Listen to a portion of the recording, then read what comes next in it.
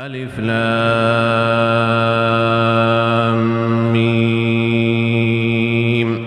ذلك الكتاب لا ريب فيه هدى للمتقين الذين يؤمنون بالغيب ويقيمون الصلاة ومما رزقناهم ينفقون والذين يؤمنون بما أنزل إليك وما أنزل من قبلك وبالآخرة هم يوقنون أولئك على هدى من ربهم وأولئك هم المفلحون إن الذين كفروا سواء عليهم أأنذرتهم أم لم تنذرهم لا يؤمنون ختم الله على قلوبهم وعلى سمعهم وعلى أبصارهم غشاوة ولهم عذاب عظيم ومن الناس من يقول آمنا بالله وباليوم الآخر وما هم بمؤمنين يخادعون الله والذين آمنوا وما يخدعون إلا أنفسهم وما يشعرون في قلوبهم مرض فزادهم الله مرضا ولهم عذاب أليم بما كانوا يكذبون وإذا قيل لهم لا تفسدوا في الأرض قالوا إنما نحن مصلحون ألا إنهم هم المفسدون ولكن لا يشعرون وإذا قيل لهم آمنوا كما آمن الناس قالوا أنؤمن كما آمن السفهاء ألا إنهم هم السفهاء ولكن لا يعلمون وإذا لقوا الذين آمنوا قالوا آمنا وإذا خلوا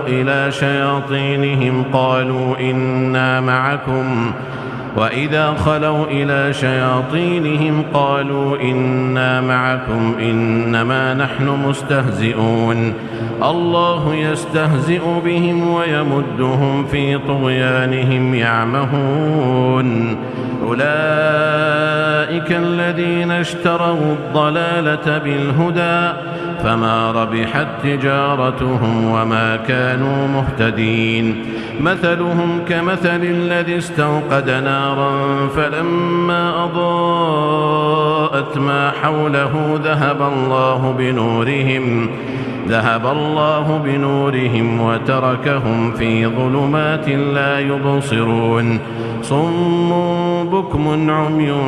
فهم لا يرجعون أو كصيب من السماء فيه ظلمات ورعد وبرق يجعلون أصابعهم في آذانهم من الصواعق حذر الموت والله محيط بالكافرين يكاد البرق يخطف أبصارهم كلما أضاء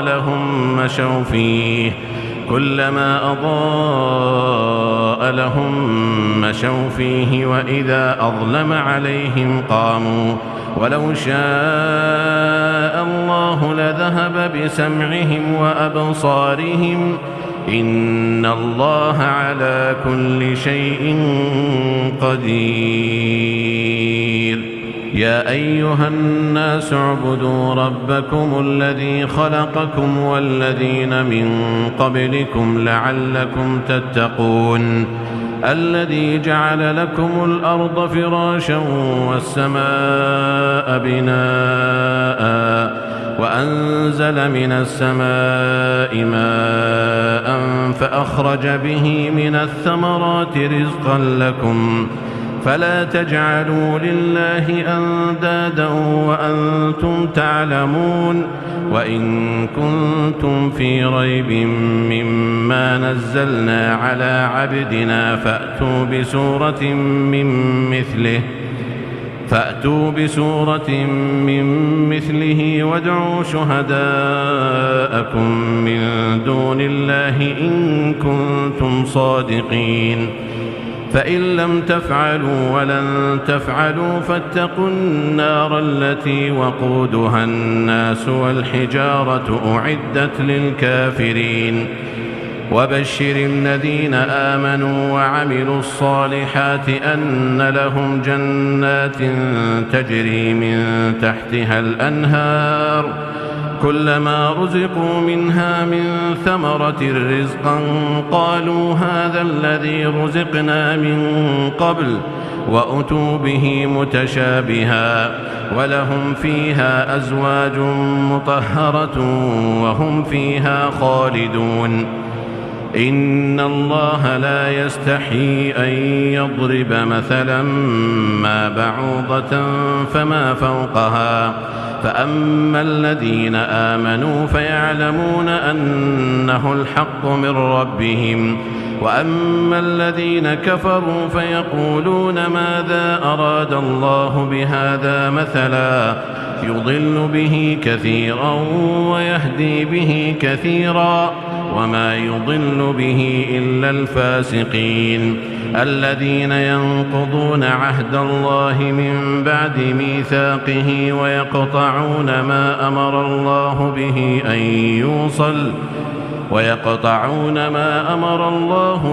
أن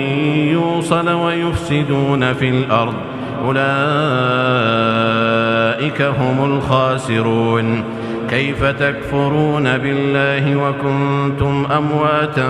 فأحياكم ثم يميتكم ثم يحييكم ثم إليه ترجعون هو الذي خلق لكم ما في الأرض جميعا ثم استوى إلى السماء فسواهن 7 سماوات وهو بكل شيء عليم وإذ قال ربك للملائكة إني جاعل في الأرض خليفة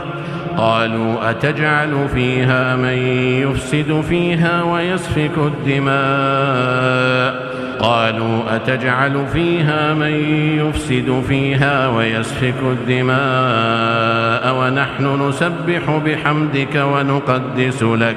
قال إني أعلم ما لا تعلمون وعلم آدم الأسماء كلها ثم عرضهم على الملائكة فقال أنبئوني بأسماء هؤلاء إن كنتم صادقين قالوا سبحانك لا علم لنا إلا ما علمتنا إنك أنت العليم الحكيم قال يا آدم أنبئهم بأسمائهم فلما أنبأهم بأسمائهم قال ألم أقل لكم إني أعلم غيب السماوات والأرض وأعلم ما تبدون وما كنتم تكتمون وإذ قلنا للملائكة اسجدوا لآدم فسجدوا إلا إبليس أبى واستكبر وكان من الكافرين وقلنا يا آدم اسكن أنت وزوجك الجنة وكلا منها رغدا حيث شئتما ولا تقربا هذه الشجرة فتكونا من الظالمين فأزلهما الشيطان عنها فأخرجهما مما كانا فيه وقلنا اهبطوا بعضكم لبعض عدو ولكم في الأرض مستقر ومتاع إلى حين فتلقى آدم من ربه كلمات فتاب عليه إنه هو التواب الرحيم قلنا اهبطوا منها جميعا فإما يأتينكم مني هدى فمن تبع هداي فلا خوف عليهم ولا هم يحزنون والذين كفروا وكذبوا بآياتنا أولئك أصحاب النار هم فيها خالدون. يا بني إسرائيل اذكروا نعمتي التي أنعمت عليكم وأوفوا بعهدي أوف بعهدكم وإياي فارهبون. وآمنوا بما أنزلت مصدقا لما معكم ولا تكونوا أول كافر به ولا تشتروا بآياتي ثمنا قليلا وإياي فاتقون. ولا تلبسوا الحق بالباطل وتكتموا الحق وأنتم تعلمون. وأقيموا الصلاة وآتوا الزكاة واركعوا مع الراكعين. أتأمرون الناس بالبر وتنسون أنفسكم وأنتم تتلون الكتاب أفلا تعقلون. واستعينوا بالصبر والصلاة وإنها لكبيرة إلا على الخاشعين الذين يظنون أنهم ملاقو ربهم وأنهم إليه راجعون. يا بني إسرائيل اذكروا نعمتي التي أنعمت عليكم وأني فضلتكم على العالمين. واتقوا يوما لا تجزي نفس عن نفس شيئا ولا يقبل منها شفاعة ولا يؤخذ منها عدل ولا هم ينصرون. وإذ نجيناكم من آل فرعون يسومونكم سوء العذاب يذبحون أبناءكم ويستحيون نساءكم وفي ذلكم بلاء من ربكم عظيم. وإذ فرقنا بكم البحر فأنجيناكم وأغرقنا آل فرعون وأنتم تنظرون. وإذ واعدنا موسى 40 ليلة ثم اتخذتم العجل من بعده وأنتم ظالمون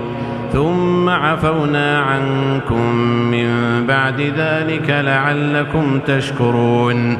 وإذ آتينا موسى الكتاب والفرقان لعلكم تهتدون.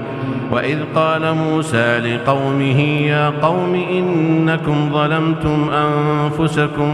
باتخاذكم العجل فتوبوا إلى بارئكم فاقتلوا أنفسكم ذلكم خير لكم عند بارئكم فتاب عليكم إنه هو التواب الرحيم. وإذ قلتم يا موسى لن نؤمن لك حتى نرى الله جهرة فأخذتكم الصاعقة وأنتم تنظرون ثم بعثناكم من بعد موتكم لعلكم تشكرون. وظللنا عليكم الغمام وأنزلنا عليكم المن والسلوى كلوا من طيبات ما رزقناكم وما ظلمونا ولكن كانوا أنفسهم يظلمون. وإذ قلنا ادخلوا هذه القرية فكلوا منها حيث شئتم رغدا وادخلوا الباب سجدا وقولوا حطة نغفر لكم خطاياكم وسنزيد المحسنين. فبدل الذين ظلموا قولا غير الذي قيل لهم فأنزلنا على الذين ظلموا رجزا من السماء بما كانوا يفسقون. وإذ استسقى موسى لقومه فقلنا اضرب بعصاك الحجر فانفجرت منه 12 عينا قد علم كل أناس مشربهم كلوا واشربوا من رزق الله ولا تعثوا في الأرض مفسدين. وإذ قلتم يا موسى لن نصبر على طعام واحد فادع لنا ربك يخرج لنا مما تنبت الأرض من بقلها وقثائها وفومها وعدسها وبصلها. قال أتستبدلون الذي هو أدنى بالذي هو خير؟ اهبطوا مصرا فإن لكم ما سألتم وضربت عليهم الذلة والمسكنة وباءوا بغضب من الله،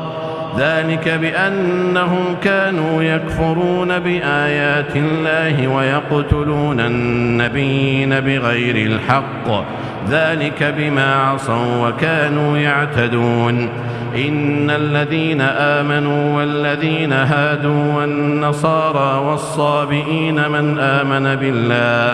من آمن بالله واليوم الآخر وعمل صالحا فلهم أجرهم عند ربهم ولا خوف عليهم ولا هم يحزنون. وإذ أخذنا ميثاقكم ورفعنا فوقكم الطور خذوا ما آتيناكم بقوة واذكروا ما فيه لعلكم تتقون. ثم توليتم من بعد ذلك فلولا فضل الله عليكم ورحمته لكنتم من الخاسرين. ولقد علمتم الذين اعتدوا منكم في السبت فقلنا لهم كونوا قردة خاسئين فجعلناها نكالا لما بين يديها وما خلفها وموعظة للمتقين. وإذ قال موسى لقومه إن الله يأمركم أن تذبحوا بقرة قالوا أتتخذنا هزوا قال أعوذ بالله أن أكون من الجاهلين. قالوا ادع لنا ربك يبين لنا ما هي قال إنه يقول إنها بقرة لا فارض ولا بكر عوان بين ذلك فافعلوا ما تؤمرون. قالوا ادع لنا ربك يبين لنا ما لونها قال إنه يقول إنها بقرة صفراء فاقع لونها تسر الناظرين. قالوا ادع لنا ربك يبين لنا ما هي إن البقرة شابه علينا وإنا إن شاء الله لمهتدون. قال إنه يقول إنها بقرة لا ذلول تثير الأرض ولا تسقي الحرث مسلمة لا شية فيها. قالوا الآن جئت بالحق فذبحوها وما كادوا يفعلون. وإذ قتلتم نفسا فادارأتم فيها والله مخرج ما كنتم تكتمون. فقلنا اضربوه ببعضها كذلك يحيي الله الموتى ويريكم آياته لعلكم تعقلون. ثم قست قلوبكم من بعد ذلك فهي كالحجارة أو أشد قسوة وإن من الحجارة لما يتفجر منه الأنهار وإن منها لما يشقق فيخرج منه الماء وإن منها لما يهبط من خشية الله وما الله بغافل عما تعملون. أفتطمعون أن يؤمنوا لكم وقد كان فريق منهم يسمعون كلام الله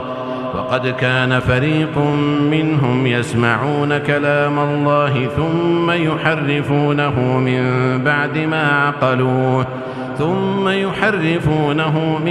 بعد ما عقلوه وهم يعلمون. وإذا لقوا الذين آمنوا قالوا آمنا وإذا خلا بعضهم إلى بعض قالوا أتحدثونهم بما فتح الله عليكم قالوا أتحدثونهم بما فتح الله عليكم ليحاجوكم به عند ربكم أفلا تعقلون أولا يعلمون أن الله يعلم ما يسرون وما يعلنون ومنهم أميون لا يعلمون الكتاب إلا أماني وإنهم إلا يظنون فويل للذين يكتبون الكتاب بأيديهم ثم يقولون هذا من عند الله ليشتروا به ثمنا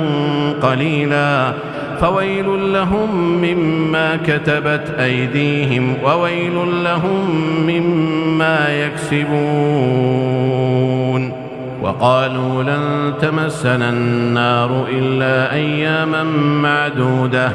قل أتخذتم عند الله عهدا فلن يخلف الله عهده أم تقولون على الله ما لا تعلمون بلى من كسب سيئة وأحاطت به خطيئته فأولئك أصحاب النار هم فيها خالدون والذين آمنوا وعملوا الصالحات أولئك أصحاب الجنة هم فيها خالدون وإذ أخذنا ميثاق بني إسرائيل لا تعبدون إلا الله وبالوالدين إحسانا وذي القربى واليتامى والمساكين وقولوا للناس حسنا وأقيموا الصلاة وآتوا الزكاة ثم توليتم إلا قليلا منكم وأنتم معرضون وإذ أخذنا ميثاقكم لا تسفكون دماءكم ولا تخرجون أنفسكم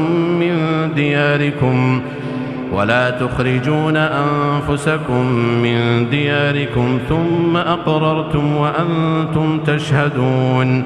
ثم أنتم هؤلاء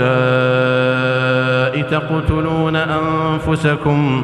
وتخرجون فريقا منكم من ديارهم تظاهرون عليهم بالإثم والعدوان وإن يأتوكم أسارى تفادوهم وهو محرم عليكم إخراجهم أفتؤمنون ببعض الكتاب وتكفرون ببعض فما جزاء من يفعل ذلك منكم إلا خزي في الحياة الدنيا ويوم القيامة يردون إلى أشد العذاب وما الله بغافل عما تعملون أولئك الذين اشتروا الحياة الدنيا بالآخرة فلا يخفف عنهم العذاب ولا هم ينصرون ولقد آتينا موسى الكتاب وقفينا من بعده بالرسل وآتينا عيسى ابن مريم البينات وأيدناه بروح القدس أفكلما جاءكم رسول بما لا تهوى أنفسكم استكبرتم ففريقا كذبتم وفريقا تقتلون وقالوا قلوبنا غلف بل لعنهم الله بكفرهم فقليلا ما يؤمنون ولما جاءهم كتاب من عند الله مصدق لما معهم وكانوا من قبل يستفتحون على الذين كفروا فلما جاءهم ما عرفوا كفروا به فلعنة الله على الكافرين بئس ما اشتروا به أنفسهم أن يكفروا بما أنزل الله بغيا أن ينزل الله من فضله على من يشاء من عباده فباءوا بغضب على غضب وللكافرين عذاب مهين وإذا قيل لهم آمنوا بما أنزل الله قالوا نؤمن بما أنزل علينا ويكفرون بما وراءه وهو الحق مصدقا لما معهم قل فلم تقتلون أنبياء الله من قبل إن كنتم مؤمنين. ولقد جاءكم موسى بالبينات ثم اتخذتم العجل من بعده وأنتم ظالمون. وإذ أخذنا ميثاقكم ورفعنا فوقكم الطور خذوا ما آتيناكم بقوة واسمعوا قالوا سمعنا وعصينا وأشربوا في قلوبهم العجل بكفرهم قل بئس ما يأمركم به إيمانكم إن كنتم مؤمنين. قل إن كانت لكم الدار الآخرة عند الله خالصة من دون الناس فتمنوا الموت إن كنتم صادقين ولن يتمنوه أبدا بما قدمت أيديهم والله عليم بالظالمين. ولتجدنهم أحرص الناس على حياة ومن الذين أشركوا يود أحدهم لو يعمر 1000 سنة وما هو بمزحزحه من العذاب أن يعمر والله بصير بما يعملون. قل من كان عدوا لجبريل فإنه نزله على قلبك بإذن الله مصدقا لما بين يديه وهدى وبشرى للمؤمنين. من كان عدوا لله وملائكته ورسله وجبريل وميكال فإن الله عدو للكافرين. ولقد أنزلنا إليك آيات بينات وما يكفر بها إلا الفاسقون. أوكلما عاهدوا عهدا نبذه فريق منهم بل أكثرهم لا يؤمنون. ولما جاءهم رسول من عند الله مصدق لما معهم نبذ فريق من الذين أوتوا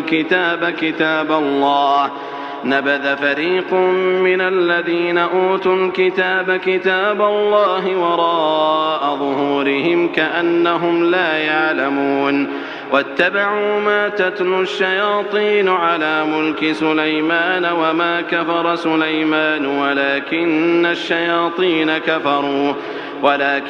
الشياطين كفروا يعلمون الناس السحر وما أنزل على الملكين ببابل هاروت وماروت وما يعلمان من أحد حتى يقولا إنما نحن فتنة فلا تكفر فيتعلمون منهما ما يفرقون به بين المرء وزوجه وما هم بضارين به من أحد إلا بإذن الله ويتعلمون ما يضرهم ولا ينفعهم ولقد علموا لمن اشتراه ما له في الآخرة من خلاق ولبئس ما شروا به أنفسهم لو كانوا يعلمون. ولو أنهم آمنوا واتقوا لمثوبة من عند الله خير لو كانوا يعلمون. يا أيها الذين آمنوا لا تقولوا راعنا وقولوا انظرنا واسمعوا وللكافرين عذاب أليم. ما يود الذين كفروا من أهل الكتاب ولا المشركين أن ينزل عليكم من خير من ربكم والله يختص برحمته من يشاء والله ذو الفضل العظيم. ما ننسخ من آية أو ننسها نأت بخير منها أو مثلها ألم تعلم أن الله على كل شيء قدير ألم تعلم أن الله له ملك السماوات والأرض وما لكم من دون الله من ولي ولا نصير. أم تريدون أن تسألوا رسولكم كما سئل موسى من قبل ومن يتبدل الكفر بالإيمان فقد ضل سواء السبيل. ود كثير من أهل الكتاب لو يردونكم من بعد إيمانكم كفارا حسدا من عند أنفسهم من بعد ما تبين لهم الحق فاعفوا واصفحوا حتى يأتي الله بأمره إن الله على كل شيء قدير. وأقيموا الصلاة وآتوا الزكاة وما تقدموا لأنفسكم من خير تجدوه عند الله إن الله بما تعملون بصير.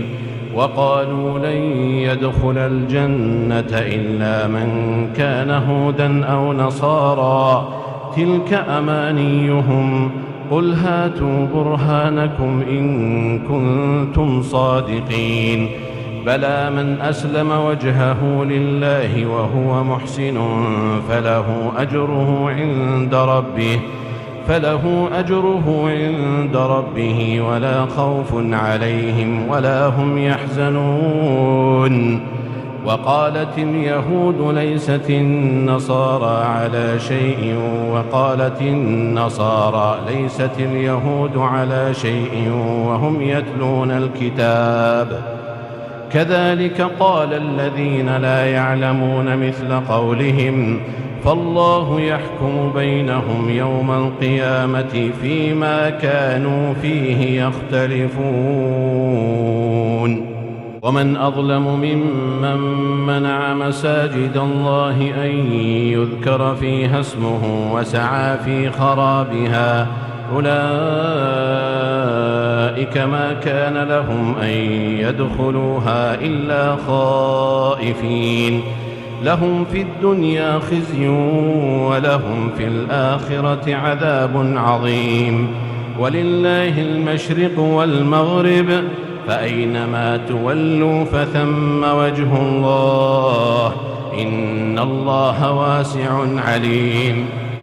وقالوا اتخذ الله ولدا سبحانه بل له ما في السماوات والأرض كل له قانتون. بديع السماوات والأرض وإذا قضى أمرا فإنما يقول له كن فيكون. وقال الذين لا يعلمون لولا يكلمنا الله أو تأتينا آية كذلك قال الذين من قبلهم مثل قولهم تشابهت قلوبهم قد بينا الآيات لقوم يوقنون. إنا أرسلناك بالحق بشيرا ونذيرا ولا تسأل عن أصحاب الجحيم. ولن ترضى عنك اليهود ولا النصارى حتى تتبع ملتهم قل إن هدى الله هو الهدى ولئن اتبعت أهواءهم بعد الذي جاءك من العلم ما لك من الله من ولي ولا نصير.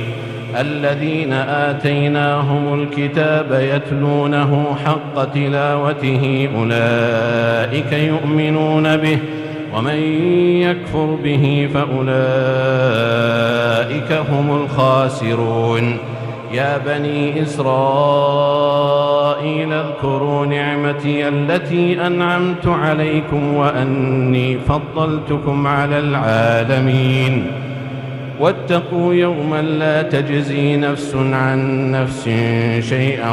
ولا يقبل منها عدل ولا تنفعها شفاعة ولا هم ينصرون. وإذ ابتلى إبراهيم ربه بكلمات قال إني جاعلك للناس إماما قال ومن ذريتي قال لا ينال عهد الظالمين وإذ جعلنا البيت مثابة للناس وأمنا واتخذوا من مقام إبراهيم مصلى وعهدنا إلى إبراهيم وإسماعيل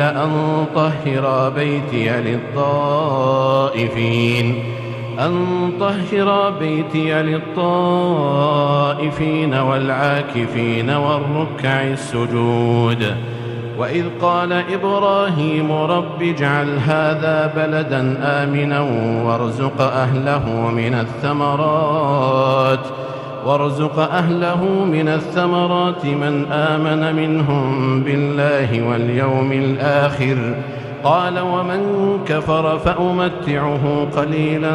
ثم أضطره إلى عذاب النار وبئس المصير وإذ يرفع إبراهيم القواعد من البيت وإسماعيل ربنا تقبل منا إنك أنت السميع العليم ربنا واجعلنا مسلمين لك ومن ذريتنا أمة مسلمة لك وأرنا مناسكنا وتب علينا إنك أنت التواب الرحيم ربنا وابعث فيهم رسولا منهم يتلو عليهم آياتك ويعلمهم الكتاب والحكمة ويزكيهم إنك أنت العزيز الحكيم ومن يرغب عن ملة إبراهيم إلا من سفه نفسه ولقد اصطفيناه في الدنيا وإنه في الآخرة لمن الصالحين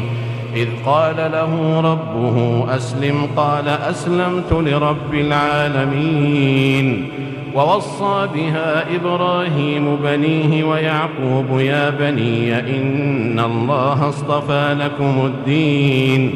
إن الله اصطفى لكم الدين فلا تموتن إلا وأنتم مسلمون أم كنتم شهداء إذ حضر يعقوب الموت إذ قال لبنيه ما تعبدون من بعدي قالوا نعبد إلهك وإله آبائك إبراهيم وإسماعيل وإسحاق إلها واحدا ونحن له مسلمون تلك أمة قد خلت لها ما كسبت ولكم ما كسبتم ولا تسألون عما كانوا يعملون وقالوا كونوا هودا أو نصارى تهتدوا قل بل ملة إبراهيم حنيفا وما كان من المشركين قولوا آمنا بالله وما أنزل إلينا وما أنزل إلى إبراهيم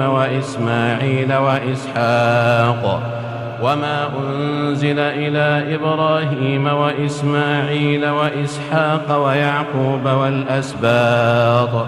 وما أوتي موسى وعيسى وما أوتي النبيون من ربهم لا نفرق بين أحد منهم ونحن له مسلمون فإن آمنوا بمثل ما آمنتم به فقد اهتدوا وإن تولوا فإنما هم في شقاق فسيكفيكهم الله وهو السميع العليم صبغة الله ومن أحسن من الله صبغة ونحن له عابدون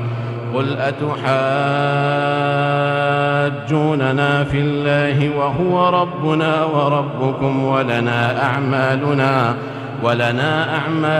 ولكم أعمالكم ونحن له مخلصون أم تقولون إن إبراهيم وإسماعيل وإسحاق ويعقوب والأسباط كانوا هودا أو نصارى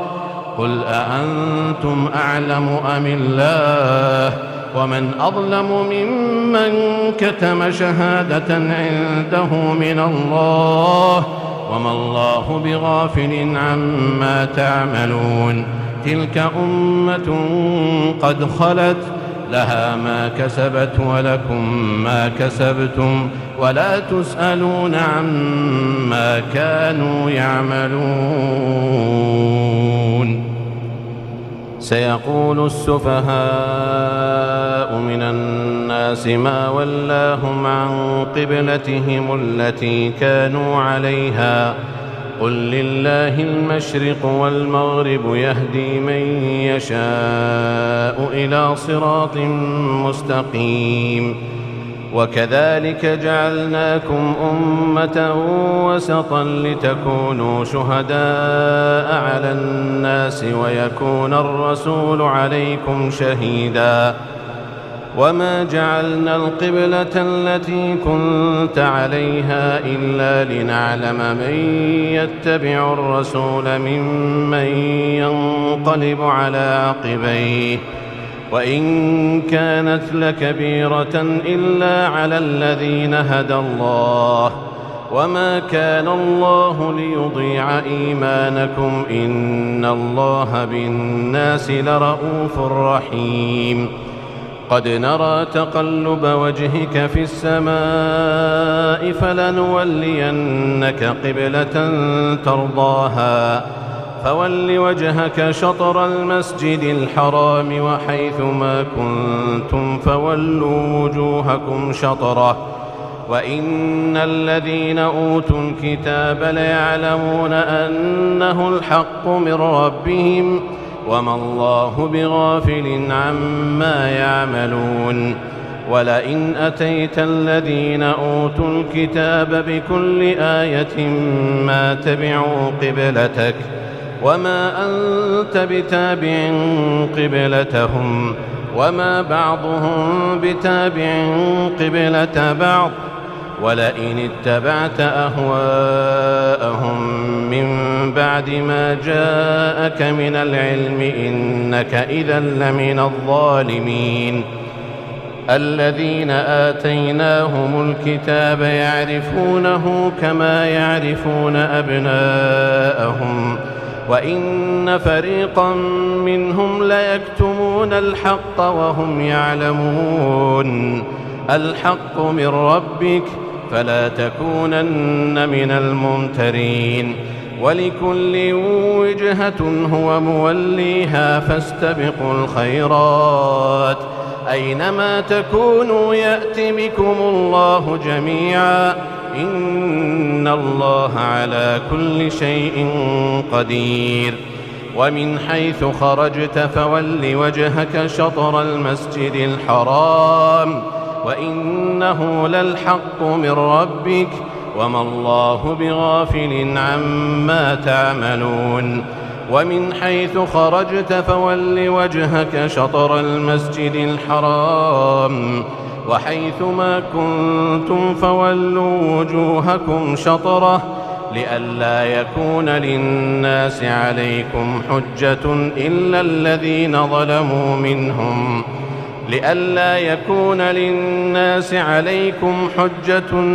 الذين ظلموا منهم فلا تخشوهم واخشوني ولأتم نعمتي عليكم ولعلكم تهتدون كما أرسلنا فيكم رسولا منكم يتلو عليكم آياتنا ويزكيكم ويعلمكم الكتاب والحكمة ويعلمكم ما لم تكونوا تعلمون فاذكروني أذكركم واشكروا لي ولا تكفرون يا أيها الذين آمنوا استعينوا بالصبر والصلاة إن الله مع الصابرين ولا تقولوا لمن يقتل في سبيل الله أموات بل أحياء ولكن لا تشعرون ولنبلونكم بشيء من الخوف والجوع ونقص من الأموال والأنفس والثمرات وبشر الصابرين الذين إذا أصابتهم مصيبة قالوا إنا لله وإنا إليه راجعون أولئك عليهم صلوات من ربهم ورحمة وأولئك هم المهتدون إن الصفا والمروة من شعائر الله فمن حج البيت أو اعتمر فلا جناح عليه أن يطوف بهما ومن تطوع خيرا فإن الله شاكر عليم إن الذين يكتمون ما أنزلنا من البينات والهدى من بعد ما بيناه للناس في الكتاب أولئك يلعنهم الله ويلعنهم اللاعنون إلا الذين تابوا وأصلحوا وبينوا فأولئك أتوب عليهم وأنا التواب الرحيم إن الذين كفروا وماتوا وهم كفار أولئك عليهم لعنة الله والملائكة والناس أجمعين خالدين فيها لا يخفف عنهم العذاب ولا هم ينظرون وإلهكم إله واحد لا إله إلا هو الرحمن الرحيم إن في خلق السماوات والأرض واختلاف الليل والنهار والفلك التي تجري في البحر بما ينفع الناس وما أنزل الله من السماء من ماء فأحيا به الأرض بعد موتها وبث فيها من كل دابة وتصريف الرياح والسحاب المسخر بين السماء والأرض لآيات لقوم يعقلون ومن الناس من يتخذ من دون الله أندادا يحبونهم كحب الله والذين آمنوا أشد حبا لله ولو يرى الذين ظلموا إذ يرون العذاب أن القوة لله جميعا وأن الله شديد العذاب إذ تبرأ الذين اتبعوا من الذين اتبعوا ورأوا العذاب وتقطعت بهم الأسباب وقال الذين اتبعوا لو أن لنا كرة فنتبرأ منهم كما تبرأوا منا كذلك يريهم الله أعمالهم حسرات عليهم وما هم بخارجين من النار يا أيها الناس كلوا مما في الأرض حلالا طيبا ولا تتبعوا خطوات الشيطان إنه لكم عدو مبين إنما يأمركم بالسوء والفحشاء وأن تقولوا على الله ما لا تعلمون وإذا قيل لهم اتبعوا ما أنزل الله قالوا بل نتبع ما ألفينا عليه آباءنا أولو كان آباؤهم لا يعقلون شيئا ولا يهتدون ومثل الذين كفروا كمثل الذي ينعق بما لا يسمع إلا دعاء ونداء صم بكم عمي فهم لا يعقلون يا أيها الذين آمنوا كلوا من طيبات ما رزقناكم واشكروا لله إن كنتم إياه تعبدون إنما حرم عليكم الميتة والدم ولحم الخنزير وما أهل به لغير الله فمن اضطر غير باغ ولا عاد فلا إثم عليه إن الله غفور رحيم إن الذين يكتمون ما أنزل الله من الكتاب ويشترون به ثمنا قليلا أولئك ما يأكلون في بطونهم إلا النار ولا يكلمهم الله يوم القيامة ولا يزكيهم ولهم عذاب أليم أولئك الذين اشتروا الضلالة بالهدى والعذاب بالمغفرة فما أصبرهم على النار ذلك بأن الله نزل الكتاب بالحق وإن الذين اختلفوا في الكتاب لفي شقاق بعيد ليس البر أن تولوا وجوهكم قبل المشرق والمغرب ولكن البر من آمن بالله واليوم الآخر والملائكة والكتاب والنبيين وآتى المال على حبه ذوي القربى واليتامى والمساكين وابن السبيل والسائلين وفي الرقاب وأقام الصلاة وآتى الزكاة والموفون بعهدهم إذا عاهدوا والصابرين في البأساء والضراء وحين البأس أولئك الذين صدقوا وأولئك هم المتقون يا أيها الذين آمنوا كتب عليكم القصاص في القتلى الحر بالحر والعبد بالعبد والأنثى بالأنثى فمن عفي له من أخيه شيء فاتباع بالمعروف وأداء إليه بإحسان ذلك تخفيف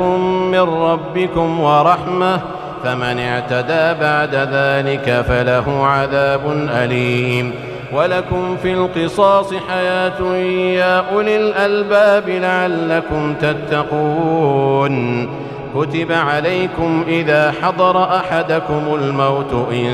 ترك خيرا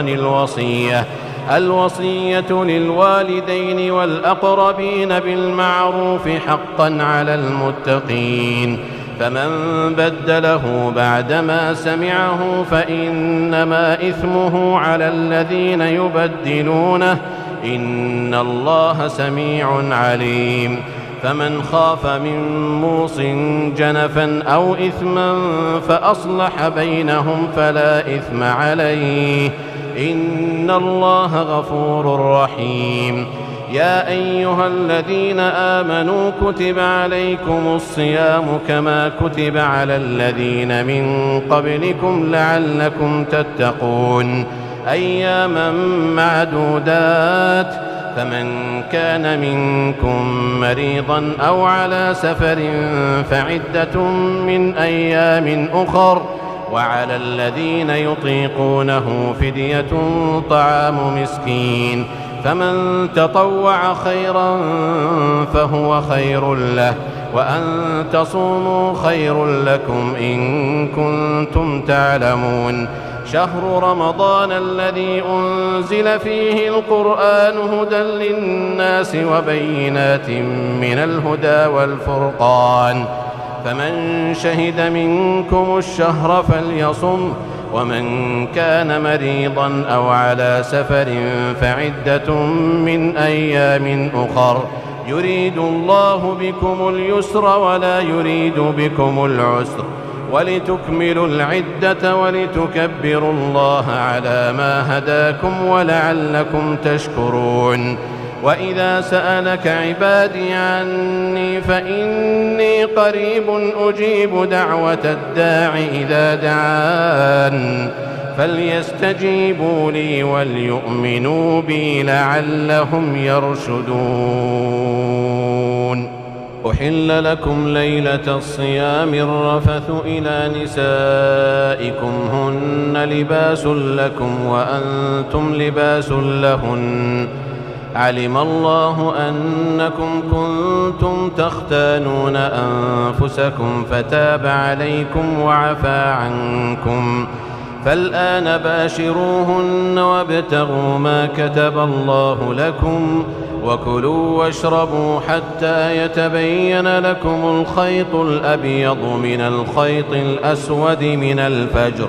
ثم أتموا الصيام إلى الليل ولا تباشروهن وأنتم عاكفون في المساجد تلك حدود الله فلا تقربوها كذلك يبين الله آياته للناس لعلهم يتقون.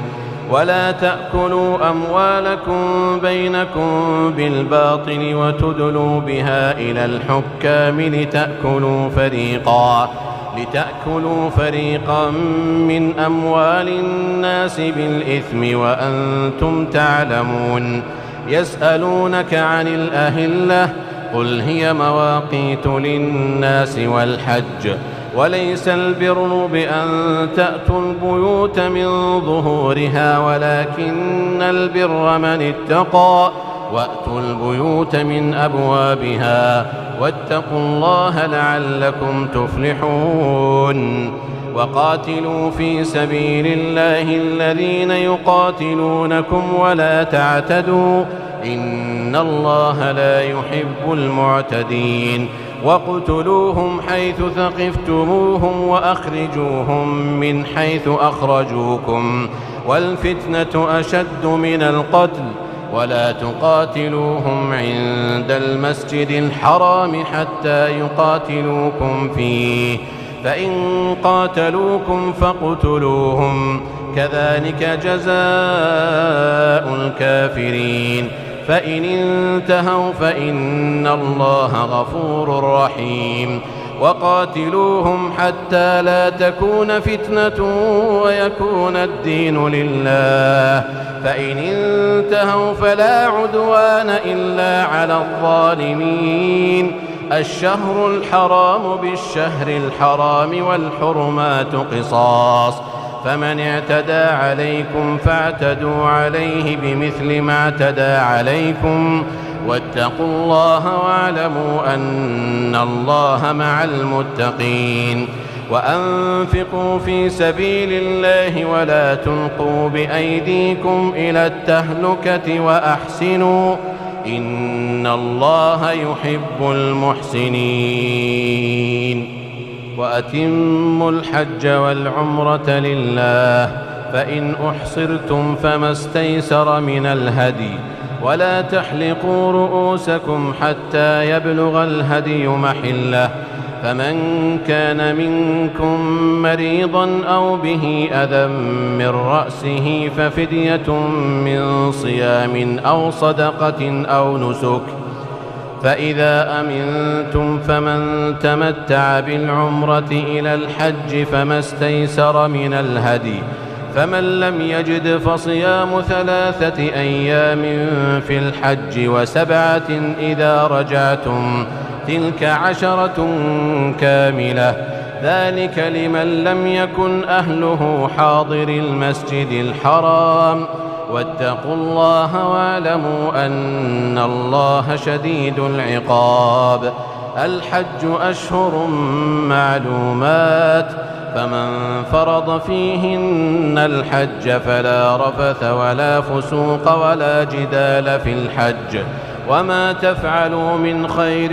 يعلمه الله وتزودوا فإن خير الزاد التقوى واتقون يا أولي الألباب. ليس عليكم جناح أن تبتغوا فضلا من ربكم فإذا أفضتم من عرفات فاذكروا الله عند المشعر الحرام واذكروه كما هداكم وإن كنتم من قبله لمن الضالين ثم أفيضوا من حيث أفاض الناس واستغفروا الله إن الله غفور رحيم فإذا قضيتم مناسككم فاذكروا الله كذكركم آباءكم أو أشد ذكرا فمن الناس من يقول ربنا آتنا في الدنيا وما له في الآخرة من خلاق ومنهم من يقول ربنا آتنا في الدنيا حسنة وفي الآخرة حسنة وقنا عذاب النار أولئك لهم نصيب مما كسبوا والله سريع الحساب واذكروا الله في أيام معدودات فمن تعجل في يومين فلا إثم عليه ومن تأخر فلا إثم عليه لمن اتقى واتقوا الله واعلموا أنكم إليه تحشرون ومن الناس من يعجبك قوله في الحياة الدنيا ويشهد الله على ما في قلبه وهو ألد الخصام وإذا تولى سعى في الأرض ليفسد فيها ويهلك الحرث والنسل والله لا يحب الفساد وإذا قيل له اتق الله أخذته العزة بالإثم فحسبه جهنم ولبئس المهاد ومن الناس من يشري نفسه ابتغاء مرضات الله والله رؤوف بالعباد يا أيها الذين آمنوا ادخلوا في السلم كافة ولا تتبعوا خطوات الشيطان إنه لكم عدو مبين فإن زللتم من بعد ما جاءتكم البينات فاعلموا أن الله عزيز حكيم هل ينظرون إلا أن يأتيهم الله في ظلل من الغمام والملائكة وقضي الأمر وإلى الله ترجع الأمور سل بني إسرائيل كم آتيناهم من آية بينة ومن يبدل نعمة الله من بعد ما جاءته فإن الله شديد العقاب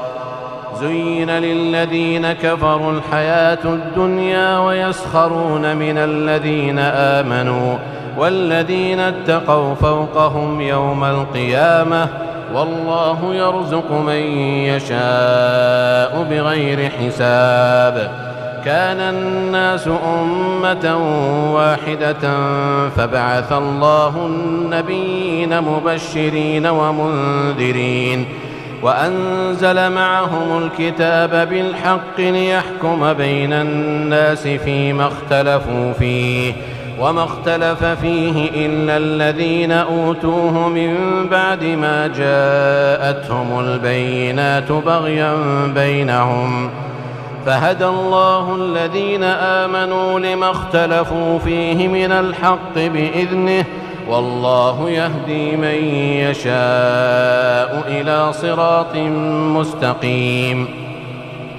أم حسبتم أن تدخلوا الجنة ولما يأتكم مثل الذين خلوا من قبلكم مستهم البأساء والضراء وزلزلوا حتى يقول الرسول والذين آمنوا معه متى نصر الله ألا إن نصر الله قريب يسألونك ماذا ينفقون قل ما أنفقتم من خير فللوالدين والأقربين واليتامى والمساكين وابن السبيل وما تفعلوا من خير فإن الله به عليم كتب عليكم القتال وهو كره لكم وعسى أن تكرهوا شيئا وهو خير لكم وعسى أن تحبوا شيئا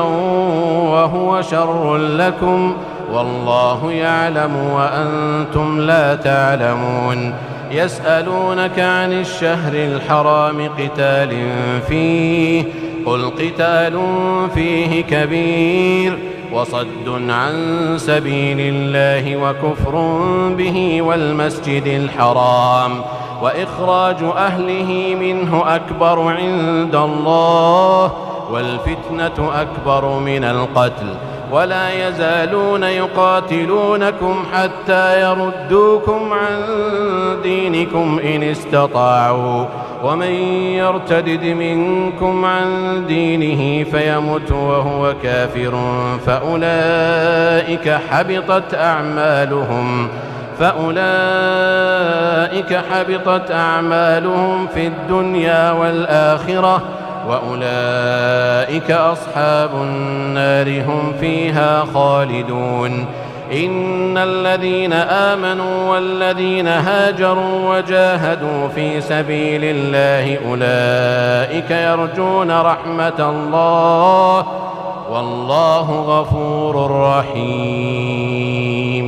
يسألونك عن الخمر والميسر قل فيهما إثم كبير ومنافع للناس وإثمهما أكبر من نفعهما ويسألونك ماذا ينفقون قل العفو كذلك يبين الله لكم الآيات لعلكم تتفكرون في الدنيا والآخرة ويسألونك عن اليتامى قل إصلاح لهم خير وإن تخالطوهم فإخوانكم والله يعلم المفسد من المصلح ولو شاء الله لأعنتكم إن الله عزيز حكيم ولا تنكحوا المشركات حتى يؤمن ولأمة مؤمنة خير من مشركة ولو أعجبتكم ولا تنكحوا المشركين حتى يؤمنوا ولعبد مؤمن خير من مشرك ولو أعجبكم أولئك يدعون إلى النار والله يدعو إلى الجنة والمغفرة بإذنه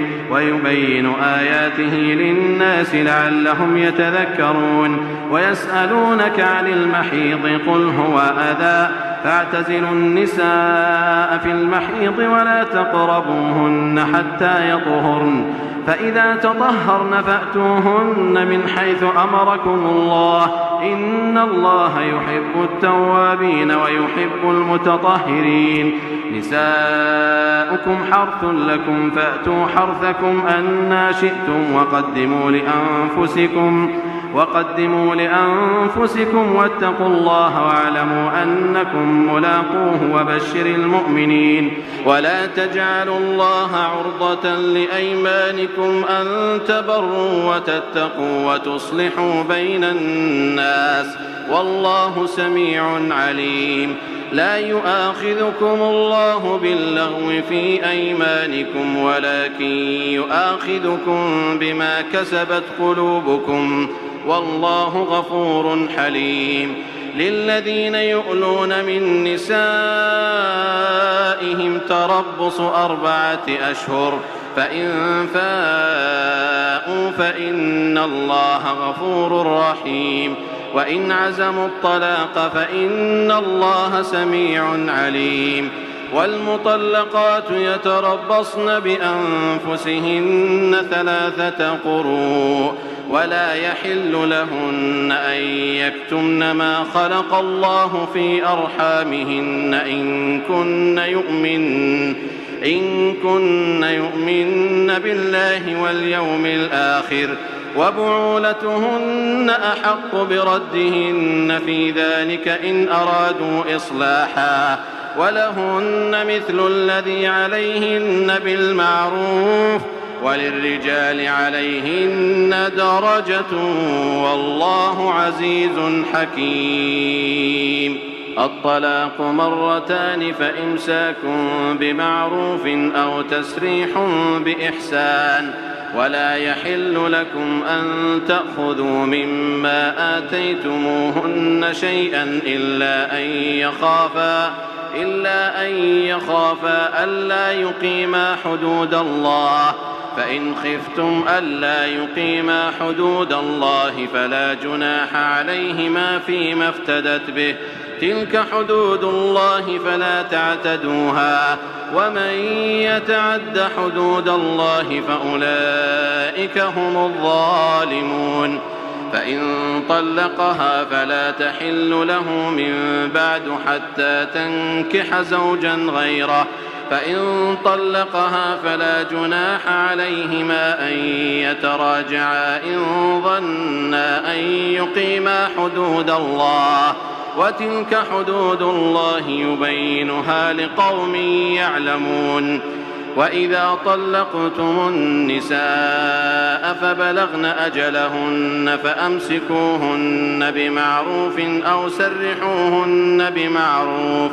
ولا تمسكوهن ضرارا لتعتدوا، ومن يفعل ذلك فقد ظلم نفسه. ولا تتخذوا آيات الله هزوا، واذكروا نعمة الله عليكم وما أنزل عليكم من الكتاب والحكمة يعظكم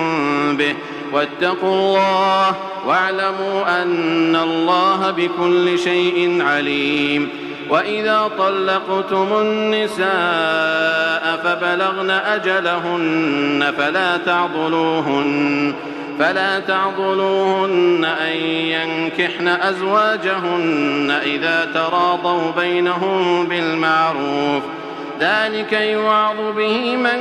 كان منكم يؤمن بالله واليوم الآخر، ذلكم أزكى لكم وأطهر، والله يعلم وأنتم لا تعلمون. والوالدات يرضعن أولادهن حولين كاملين لمن أراد أن يتم الرضاعة، وعلى المولود له رزقهن وكسوتهن بالمعروف، لا تكلف نفس إلا وسعها، لا تضار والدة بولدها ولا مولود له بولده، وعلى الوارث مثل ذلك، فإن أرادا فصالا عن تراض منهما وتشاور فلا جناح عليهما. وإن أردتم أن تسترضعوا أولادكم فلا جناح عليكم إذا سلمتم ما آتيتم بالمعروف، واتقوا الله واعلموا أن الله بما تعملون بصير. والذين يتوفون منكم ويذرون أزواجا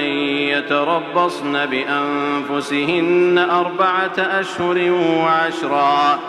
فإذا بلغن أجلهن فلا جناح عليكم فيما فعلن في أنفسهن بالمعروف، والله بما تعملون خبير. ولا جناح عليكم فيما عرضتم به من خطبة النساء أو أكننتم في أنفسكم، علم الله أنكم ستذكرونهن ولكن لا تواعدوهن سرا إلا أن تقولوا قولا معروفا، ولا تعزموا عقدة النكاح حتى يبلغ الكتاب أجله، واعلموا أن الله يعلم ما في أنفسكم فاحذروه، واعلموا أن الله غفور حليم. لا جناح عليكم إن طلقتم النساء ما لم تمسوهن أو تفرضوا لهن فريضة، ومتعوهن على الموسع قدره وعلى المقتر قدره متاعا بالمعروف، متاعا بالمعروف حقا على المحسنين. وإن طلقتموهن من قبل أن تمسوهن وقد فرضتم لهن فريضة فنصف ما فرضتم إلا أن يعفون أو يعفو الذي بيده عقدة النكاح، وأن تعفوا أقرب للتقوى، ولا تنسوا الفضل بينكم، إن الله بما تعملون بصير. حافظوا على الصلوات والصلاة الوسطى وقوموا لله قانتين. فإن خفتم فرجالا أو ركبانا فإذا أمنتم فاذكروا الله كما علمكم ما لم تكونوا تعلمون. والذين يتوفون منكم ويذرون أزواجا وصية لأزواجهم متاعا إلى الحول غير إخراج، فإن خرجن فلا جناح عليكم فيما فعلن في أنفسهن من معروف، والله عزيز حكيم. وللمطلقات متاع بالمعروف حقا على المتقين، كذلك يبين الله لكم آياته لعلكم تعقلون. ألم تر إلى الذين خرجوا من ديارهم وهم ألوف حذر الموت فقال لهم الله موتوا ثم أحياهم، إن الله لذو فضل على الناس ولكن أكثر الناس لا يشكرون. وقاتلوا في سبيل الله واعلموا أن الله سميع عليم. من ذا الذي يقرض الله قرضا حسنا فيضاعفه له أضعافا كثيرة، والله يقبض ويبسط وإليه ترجعون. ألم تر إلى الملأ من بني إسرائيل من بعد موسى إذ قالوا لنبي لهم ابعث لنا ملكا نقاتل في سبيل الله، قال هل عسيتم إن كتب عليكم القتال ألا تقاتلوا؟ قالوا وما لنا ألا نقاتل في سبيل الله وقد أخرجنا من ديارنا وأبنائنا، فلما كتب عليهم القتال تولوا إلا قليلا منهم، والله عليم بالظالمين. وقال لهم نبيهم إن الله قد بعث لكم طالوت ملكا، قالوا أنى يكون له الملك علينا ونحن أحق بالملك منه ولم يؤت سعة من المال، قال إن الله اصطفاه عليكم وزاده بسطة في العلم والجسم، والله يؤتي ملكه من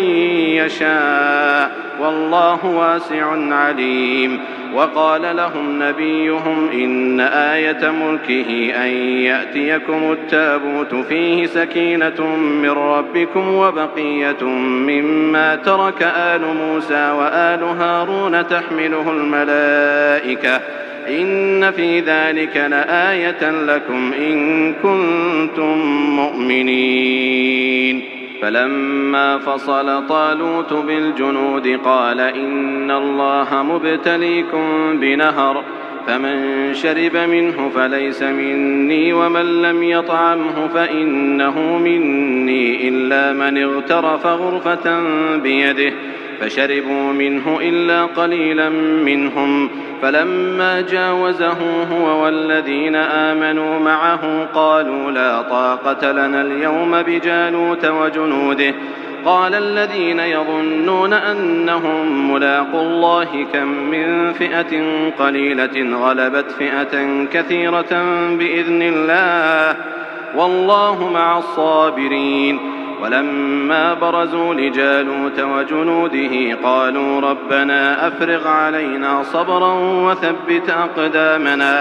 وثبت أقدامنا وانصرنا على القوم الكافرين، فهزموهم بإذن الله. وقتل داود جالوت وآتاه الله الملك والحكمة وعلمه مما يشاء،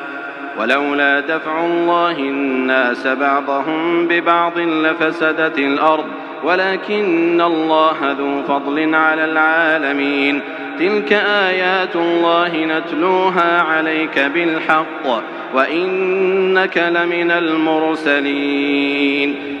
تلك الرسل فضلنا بعضهم على بعض منهم من كلم الله ورفع بعضهم درجات وآتينا عيسى ابن مريم البينات وأيدناه بروح القدس ولو شاء الله ما اقتتل الذين من بعدهم من بعد ما جاءتهم البينات ولكن اختلفوا فمنهم من آمن ومنهم من كفر ولو شاء الله ما اقتتلوا ولكن الله يفعل ما يريد.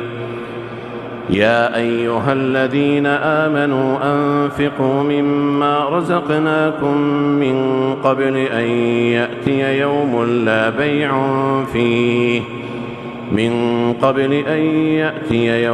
لا بيع فيه ولا خلة ولا شفاعة والكافرون هم الظالمون. الله لا إله إلا هو الحي القيوم لا تأخذه سنة ولا نوم له ما في السماوات وما في الأرض من ذا الذي يشفع عنده إلا بإذنه يعلم ما بين أيديهم وما خلفهم ولا يحيطون بشيء من علمه إلا بما شاء وسع كرسيه السماوات والأرض ولا يؤوده حفظهما وهو العلي العظيم. لا إكراه في الدين قد تبين الرشد من الغي فمن يكفر بالطاغوت ويؤمن بالله فقد استمسك بالعروة الوثقى لا انفصام لها والله سميع عليم. الله ولي الذين آمنوا يخرجهم من الظلمات إلى النور والذين كفروا أولياؤهم الطاغوت يخرجونهم من النور إلى الظلمات أولئك أصحاب النار هم فيها خالدون. ألم تر إلى الذي حاج إبراهيم في ربه أن آتاه الله الملك إذ قال إبراهيم ربي الذي يحيي ويميت قال أنا أحيي وأميت قال إبراهيم فإن الله يأتي بالشمس من المشرق فأت بها من المغرب فبهت الذي كفر والله لا يهدي القوم الظالمين. أو كالذي مر على قرية وهي خاوية على عروشها قال أنى يحيي هذه الله بعد موتها فأماته الله 100 عام ثم بعثه قال كم لبثت قال لبثت يوما قال كم لبثت قال لبثت يوما أو بعض يوم قال بل لبثت 100 عام فانظر إلى طعامك وشرابك لم يتسنه وانظر إلى حمارك ولنجعلك آية للناس وانظر إلى العظام كيف ننشزها ثم نكسوها لحما فلما تبين له قال أعلم أن الله على كل شيء قدير. وإذ قال إبراهيم رب أرني كيف تحيي الموتى قال أولم تؤمن قال بلى ولكن ليطمئن قلبي قال فخذ 4 من الطير فصرهن إليك ثم اجعل على كل جبل منهن جزءا ثم ادعهن يأتينك سعيا واعلم أن الله عزيز حكيم. مثل الذين ينفقون أموالهم في سبيل الله كمثل حبة أنبتت 7 سنابل في كل سنبلة 100 حبة والله يضاعف لمن يشاء والله واسع عليم. الذين ينفقون أموالهم في سبيل الله ثم لا يتبعون ما أنفقوا منا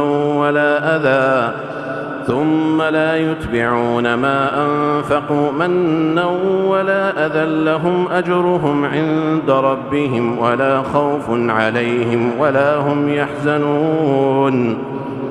قول معروف ومغفرة خير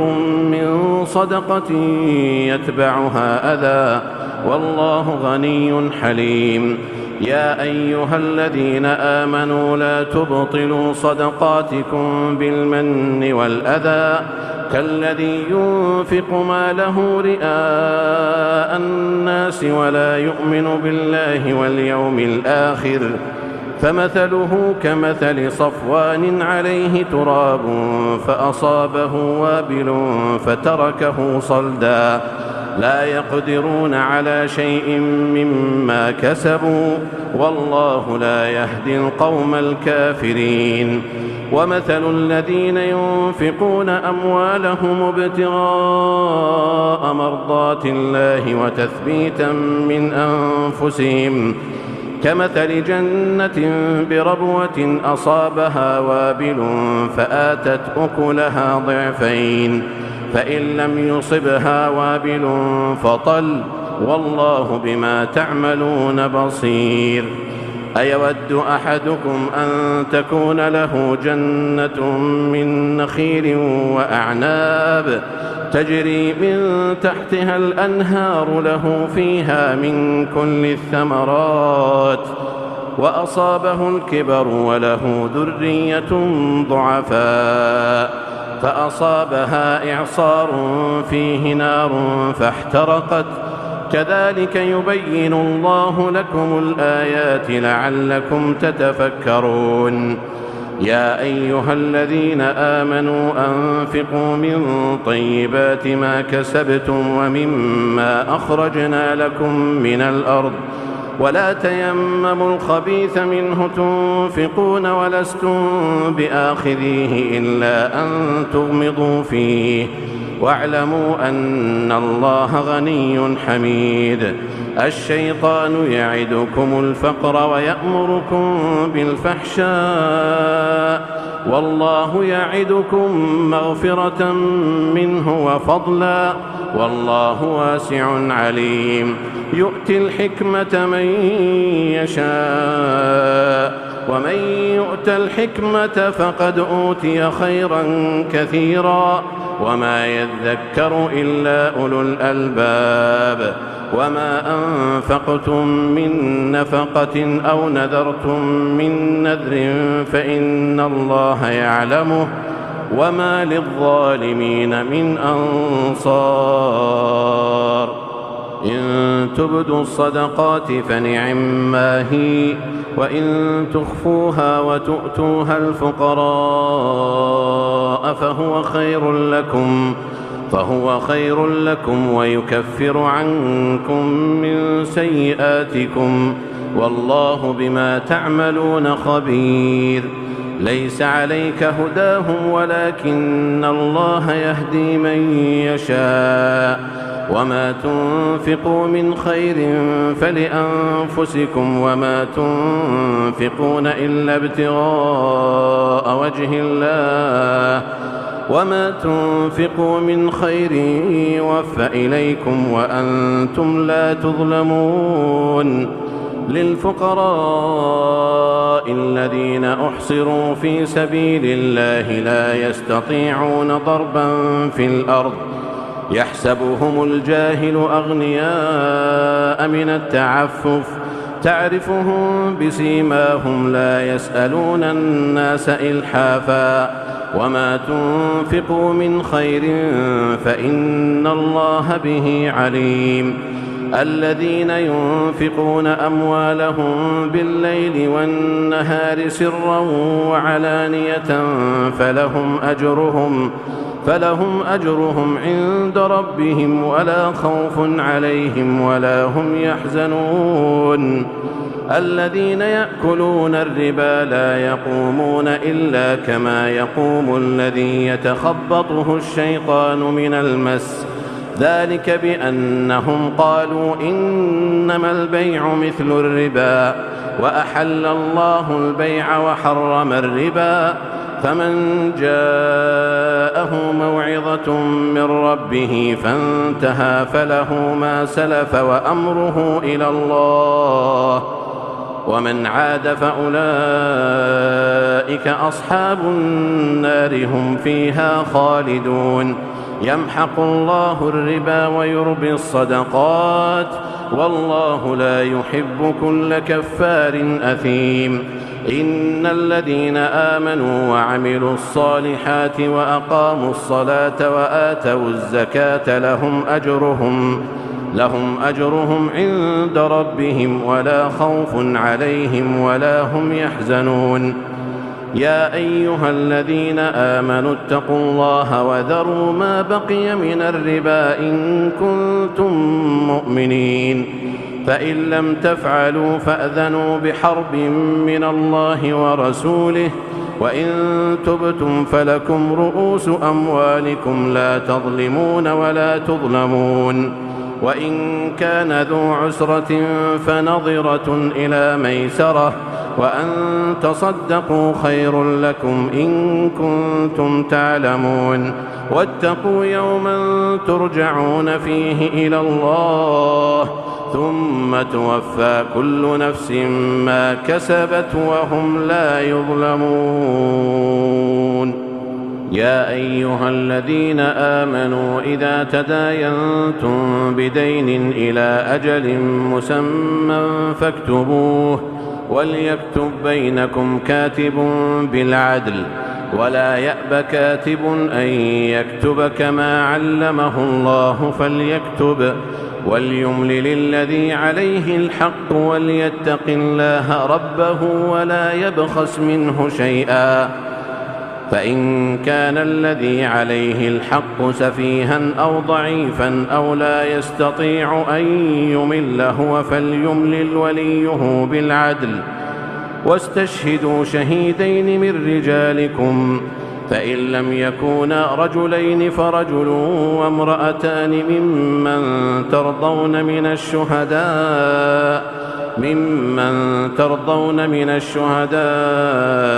أن تضل إحداهما فتذكر إحداهما الأخرى ولا يأبى الشهداء إذا ما دعوا ولا تسأموا أن تكتبوه صغيرا أو كبيرا إلى أجله ذلكم أقسط عند الله وأقوم للشهادة وأدنى ألا ترتابوا إلا أن تكون تجارة حاضرة تديرونها بينكم فليس عليكم جناح ألا تكتبوها وأشهدوا إذا تبايعتم ولا يضار كاتب ولا شهيد وإن تفعلوا فإنه فسوق بكم واتقوا الله ويعلمكم الله والله بكل شيء عليم وإن كنتم على سفر ولم تجدوا كاتبا فرهان مقبوضة فإن أمن بعضكم بعضا فليؤدي الذي اؤتمن أمانته وليتق الله ربه ولا تكتموا الشهادة ومن يكتمها فإنه آثم قلبه والله بما تعملون عليم لله ما في السماوات وما في الأرض وإن تبدوا ما في أنفسكم أو تخفوه يحاسبكم به الله فيغفر لمن يشاء ويعذب من يشاء والله على كل شيء قدير. آمن الرسول بما أنزل إليه من ربه والمؤمنون كل آمن بالله وملائكته وكتبه ورسله لا نفرق بين أحد من رسله وقالوا سمعنا وأطعنا غفرانك ربنا وإليك المصير. لا يكلف الله نفسا إلا وسعها لها ما كسبت وعليها ما اكتسبت ربنا لا تؤاخذنا إن نسينا أو أخطأنا ربنا ولا تحمل علينا إصرا كما حملته على الذين من قبلنا ربنا ولا تحملنا ما لا طاقة لنا به واعف عنا واغفر لنا وارحمنا أنت مولانا فانصرنا على القوم الكافرين.